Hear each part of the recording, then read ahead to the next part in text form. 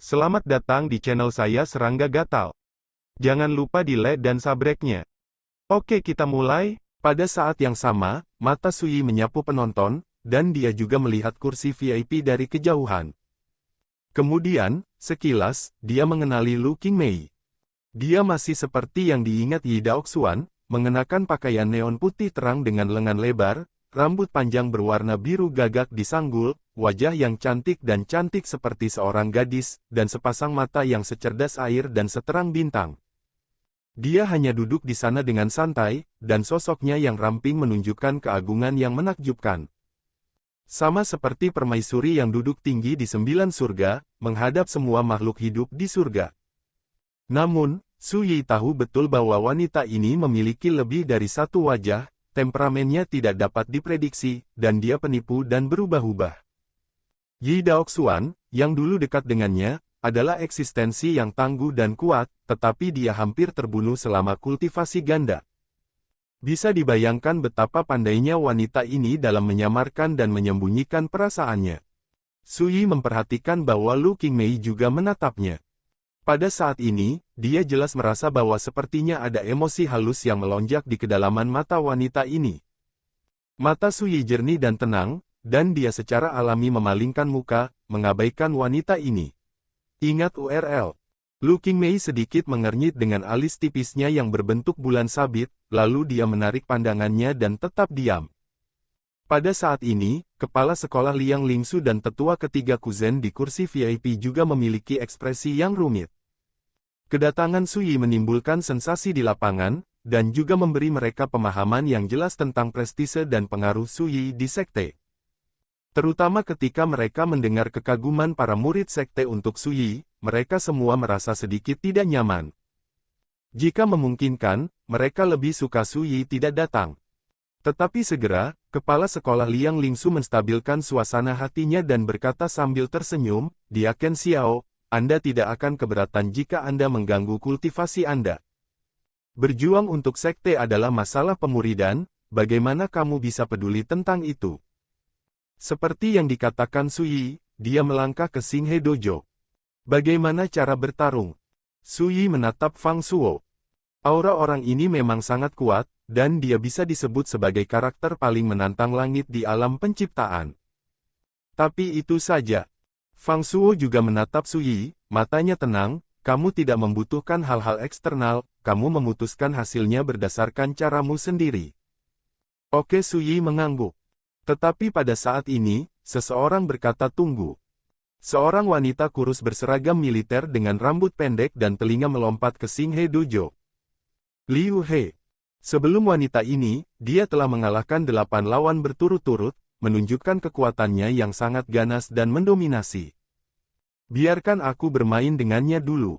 Jika aku kalah, kakak senior Fang akan mengambil kesempatan lagi. Jika dia menang, itu berarti dia tidak memenuhi syarat untuk bersaing dengan kakak senior Fang. Liu He melingkarkan lengannya di dadanya, matanya sedingin pedang, dan dia sangat agresif. Segera, ada keributan di lapangan. Banyak murid pengadilan ilahi Qingwu memiliki ekspresi jelek di wajah mereka. Liu He ini dengan jelas berpikir bahwa Diakon Xiao tidak memenuhi syarat untuk bertarung melawan Fang Shuo. Bisa. Su Yi mengangguk, tidak terlalu malas untuk berbicara omong kosong. Fang Shuo merenung sejenak, dan hanya mengatakan satu kalimat kepada Liu He, "Saat bertarung, kamu harus habis-habisan." Rekan Xiao Dao ini sama sekali tidak sebanding dengan orang-orang di alam yang sama dalam pengertian umum. Mata Liu He sedikit menyipit, seolah sedikit terkejut, dan segera mengangguk, "Aku akan."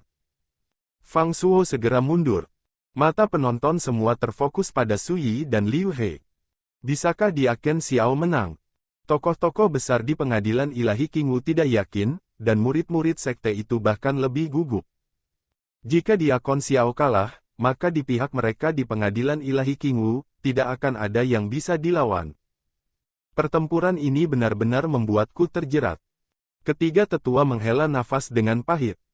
Banyak pria besar tampak aneh. Mereka semua tahu apa yang sebenarnya mereka pikirkan, tidak peduli apakah Su Yi menang atau kalah, dia tidak bisa menerimanya.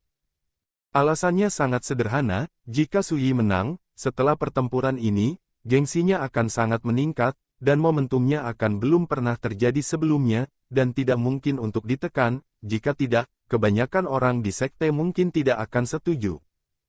Jika Sui kalah, tampaknya pengadilan ilahi Qingwu mereka terlalu tidak kompeten, dan mereka tidak dapat menemukan siapapun yang dapat menekan kesombongan lawan.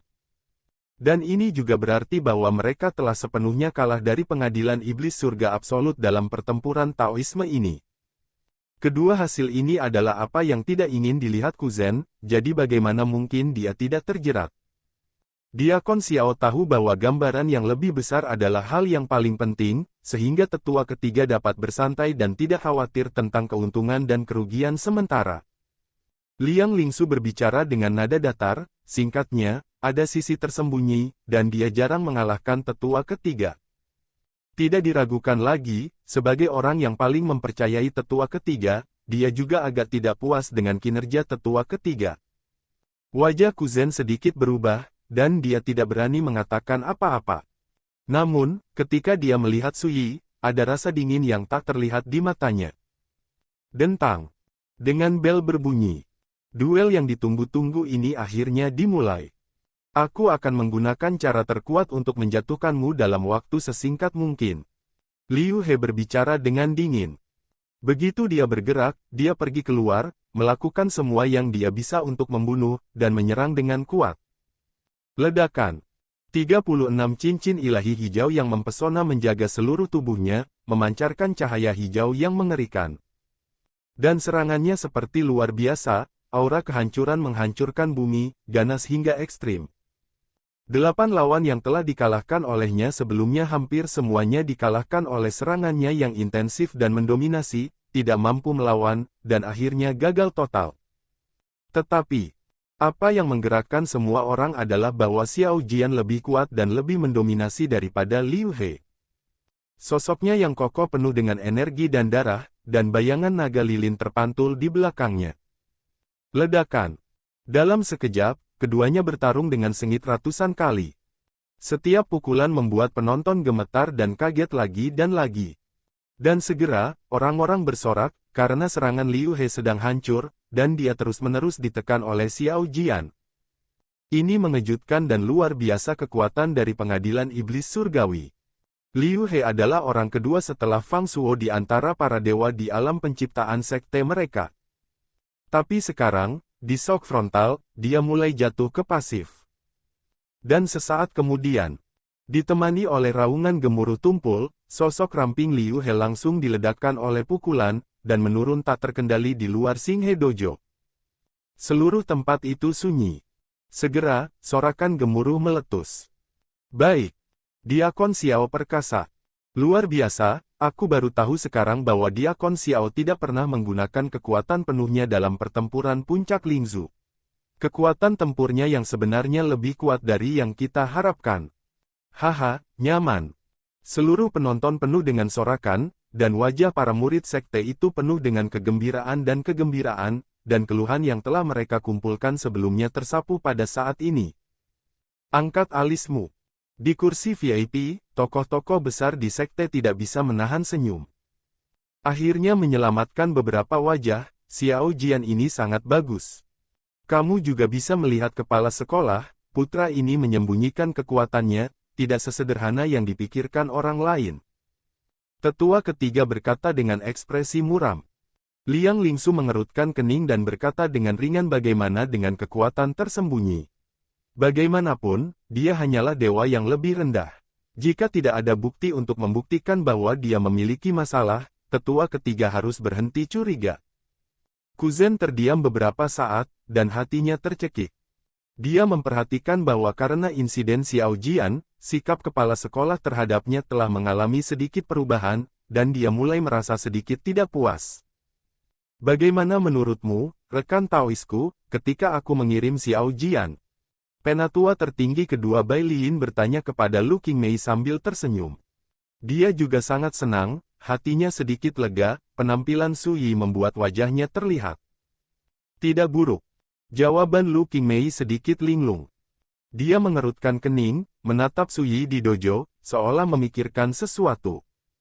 Bai Liyin tersenyum sedikit dan berkata kepada kepala sekolah Liang Lingsu, pada akhirnya, dia Ken Xiao harus diberi penghargaan terlepas dari keberhasilan atau kegagalannya.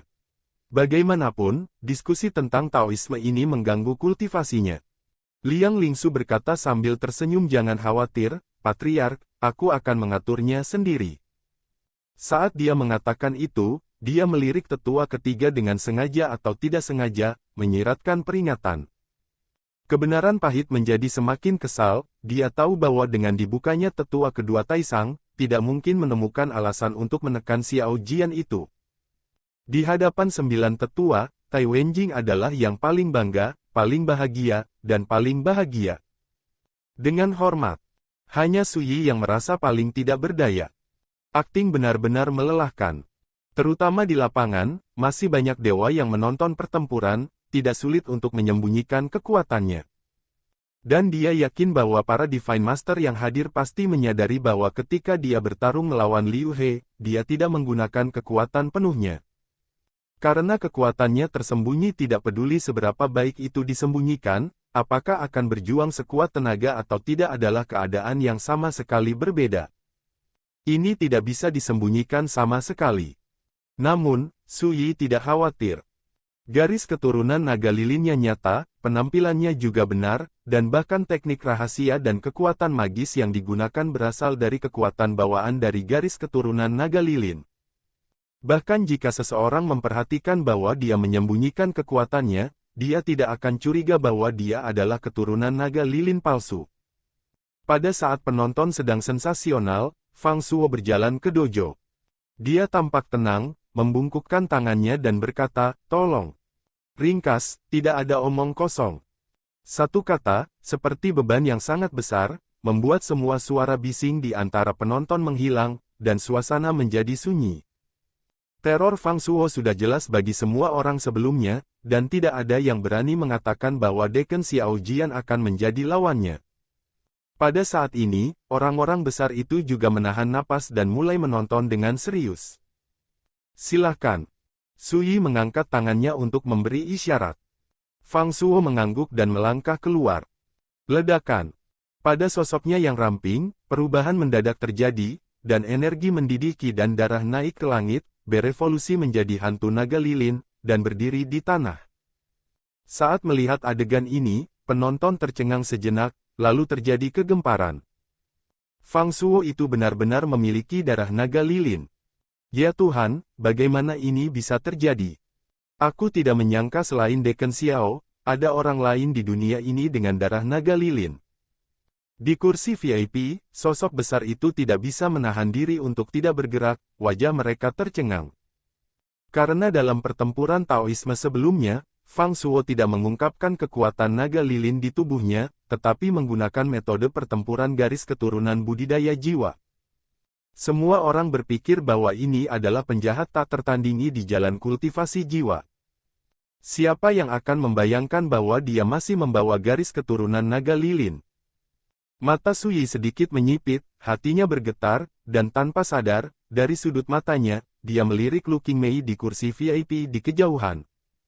Ini adalah Master Iblis tak tertandingi yang dapat dianggap sebagai sosok mitos di dunia ini, dan sepasang mata bintang yang cerah dan cerah juga menatapnya dari kejauhan. Pada saat ini, Suyi akhirnya yakin bahwa Lu Qingmei telah meragukan identitasnya, dan kali ini untuknya. 82 Jaringan Cina. Bai Liyin terkejut dan berkata, saya tidak tahu banyak tentang masalah ini, mengapa Anda tidak membiarkan Xiao Jian menjawab Anda? Lu Qingmei tersenyum dan berkata, ini yang terbaik. Xiao Jian, katakan padaku bagaimana kamu mendapatkan perjalanan gratis sejak awal. Bai Liyin memerintahkan. Tiba-tiba, semua mata tertuju pada Suyi. Di alam ilahi hari ini, Yi Daoxuan adalah orang berdosa yang telah terkenal selama berabad-abad, dia sangat kejam dan tidak dapat diampuni. Dan pedang pendampingnya, Happy Travel, dulunya penuh dengan darah, dan dia adalah seorang prajurit yang sangat pembunuh. Meskipun, semua orang di antara hadirin tahu bahwa Xiao Jian telah memperoleh perjalanan bahagia ini di kamar dagang kilin di kota kuno musim semi dan musim gugur. Namun, karena masalah ini membangkitkan minat Raja Iblis Qingmei, semua orang tidak keberatan mendengarkan Xiao Jian membicarakannya secara langsung. Sui menghela nafas dalam hati, dan segera menceritakan masalah mendapatkan getawai. Kursi ini sangat penasaran. Ini hanya pedang yang patah, dan telah lama kehilangan spiritualitasnya. Mengapa kamu membayar harga yang begitu tinggi untuk membeli benda ini? Lu Qingmei menatap Sui dengan mata menatap, terlihat sangat tertarik. Dia mengenakan pakaian neon lengan lebar berwarna polos, rambutnya ditarik tinggi, dan dia terlihat seperti gadis yang cerdas dan cantik. Dan saat dia bertanya dengan keras, rasa ingin tahu semua orang muncul. Memang, apakah pedang patah layak dibeli dengan harga setinggi langit? Belum lagi bahwa ini adalah pedang yang cocok dari iblis Yi Daoxuan yang tiada taranya. Xiao Jian, kamu harus menjawab dengan jujur dan tidak menyembunyikan apapun. Penatua ketiga berbicara dengan suara yang dalam, matanya dingin, dan kali ini, dia akhirnya mengambil kesempatan. Kamu harus jelas, pedang ini adalah pedang Yi Daoxuan, seorang prajurit yang sama sekali tidak dikenal, mudah menyebabkan kesalahpahaman. Kata-kata pahit membuat banyak orang berbau berbeda, dan banyak orang tidak bisa menahan cemberut sedikit. Suasana di seluruh perjamuan menjadi membosankan. Sui tahu betul bahwa selama dia memiliki jawaban yang buruk, dia akan digigit oleh Kuzen. Selain itu, Lu Qingmei tidak mudah dibodohi, dan akan mengambil kesempatan untuk menyelesaikannya. Dengan kata lain, jika dia tidak dapat memberikan jawaban yang memuaskan pada saat ini, dia mungkin dapat lulus ujian pada akhirnya, tetapi itu ditakdirkan untuk membangkitkan kecurigaan Lu Qingmei dan Kuzen. Jika demikian, keduanya ditakdirkan untuk mengujinya lebih lanjut. Bahkan tidak mungkin menggunakan beberapa cara khusus untuk memaksanya mengungkapkan identitasnya. Namun, Sui tidak khawatir.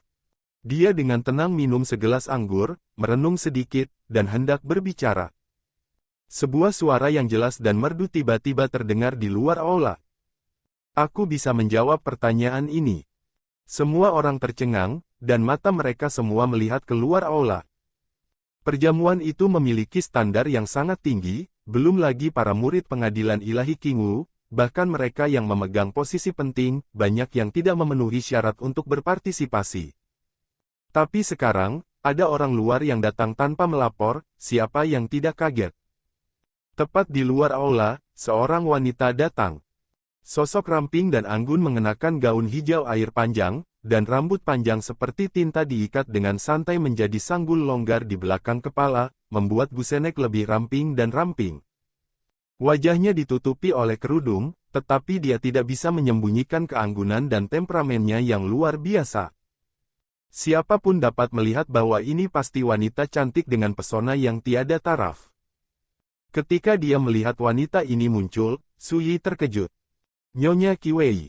Bagaimana mungkin wanita ini tiba-tiba muncul di pengadilan ilahi Qingwu, dan menyombongkan diri ke perjamuan ini? Semua orang yang hadir juga bingung. Pada saat ini, penatua tertinggi kedua Bai Liyin bangkit sambil tersenyum dan berkata, Wan Yue, kamu akhirnya di sini. Wan Yu. Kepala sekolah Liang Lingsu dan tetua ketiga Kuzen saling memandang, dan baru pada saat itulah mereka mengerti siapa wanita ini. Tetapi melihat Nyonya Qiwei datang ke tengah aula, dia berkata sambil tersenyum, Senior, tidak perlu menyembunyikan identitas saya, dan saya tidak berniat menyembunyikannya. Saat dia mengatakan itu, sepasang matanya yang indah yang sedalam laut menyapu semua orang yang hadir, dan berkata dengan murah hati. Saya Direktur Kamar Dagang Kilin di kota kuno musim semi dan musim gugur. Nama saya Qiwei. Orang-orang di dunia biasa memanggil saya, Nyonya Qiwei. Namun, saya akan tinggal di pengadilan ilahi Qingwu selama beberapa waktu. Sementara di masa depan, Anda bisa memanggil saya Qiwei. Segera, ada keributan di antara penonton. Bai Liyin menggosok alisnya dan menghela nafas sambil tersenyum, ketika orang tuamu mengatur agar kamu datang, mereka memintamu untuk merahasiakan namamu. Lebih baik untukmu gadis, dan kamu mengambil inisiatif untuk mengakui identitasmu segera setelah kamu tiba. Tampaknya harus disalahkan, tetapi sebenarnya, kata-katanya penuh dengan memanjakan. Saya di sini bukan untuk menjadi pencuri, mengapa saya harus tetap anonim? Qi tersenyum manis, dan melirik Suyi dengan sengaja atau tidak sengaja.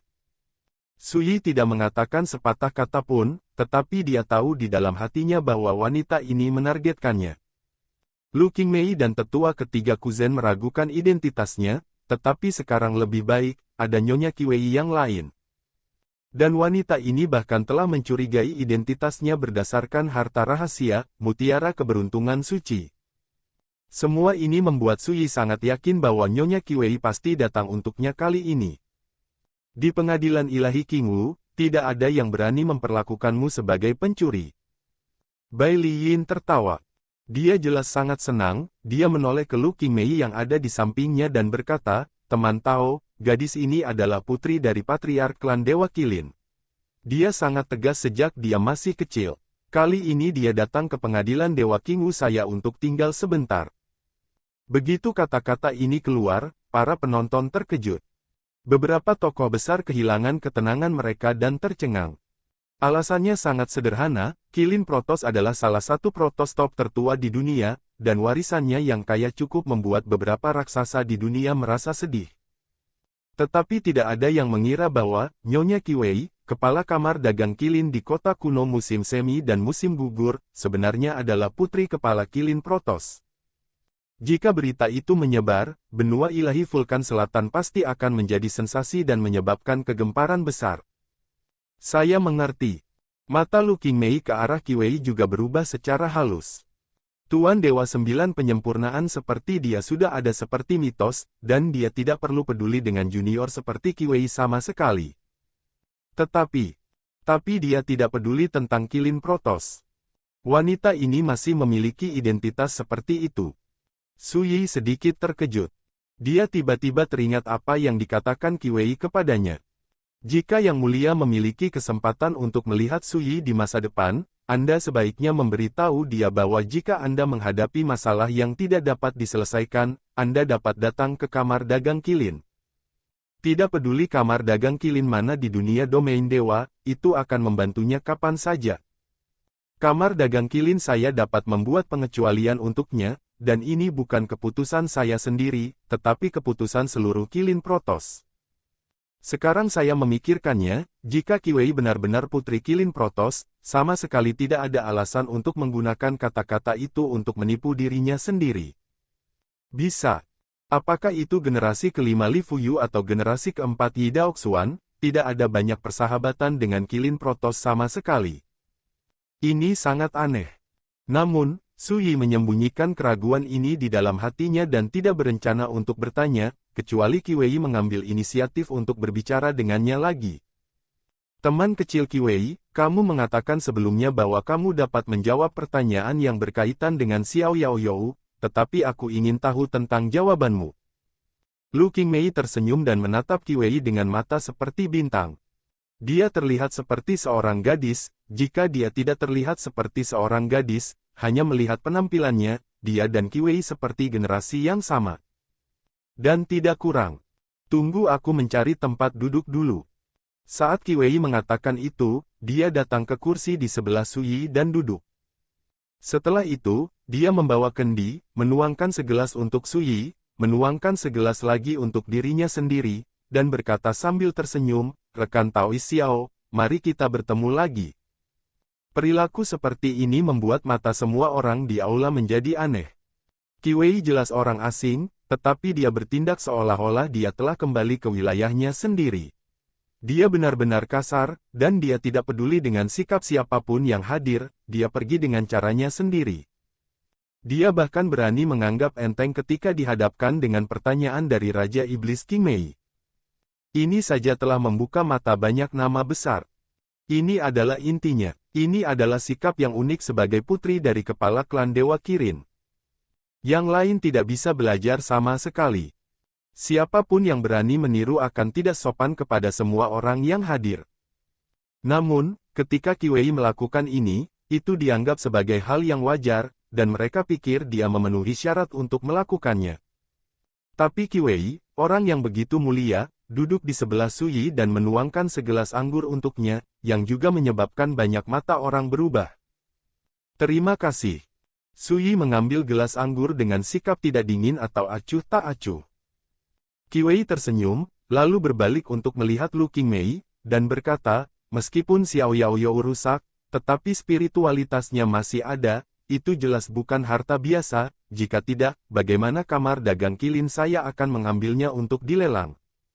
Lu Qingmei berkata, yang membuatku penasaran bukanlah ini, tapi mengapa Xiao Jian bersikeras menghabiskan banyak uang untuk membeli harta ini. Qi Wei tidak bisa menahan tawa dan berkata, maafkan saya, Daoyou Xiao bersedia menghabiskan uang untuk membeli harta karun, apa hubungannya dengan Anda, senior? Ini terlalu kasar untuk dikatakan. Banyak orang diam-diam terkejut, tetapi mereka tidak pernah berpikir bahwa seorang junior seperti Qi Wei akan begitu berani. Lu Qingmei mengerutkan kening tanpa terlihat, dan segera tersenyum gadis kecil, bagaimana perasaan kursi ini bahwa Anda memiliki sedikit permusuhan terhadap saya? Memilikinya. Qi Wei juga tertawa, saya hanya belak-belakan dan mengatakan yang sebenarnya. Jika ada sesuatu yang tersinggung, sebagai senior yang kuno, jangan khawatir. Lu Qingmei tertawa terbahak-bahak, dan sepasang mata bintangnya tampak cerah, dan dia berkata dengan santai, kamu gadis, mulutmu benar-benar rapi, tapi jangan khawatir, kursi ini benar-benar tidak peduli dengan hal-hal sepele seperti itu. Qi Wei memuji, pikiran senior benar-benar luas dan berpikiran terbuka, dibandingkan dengan saya terlalu jauh di belakang.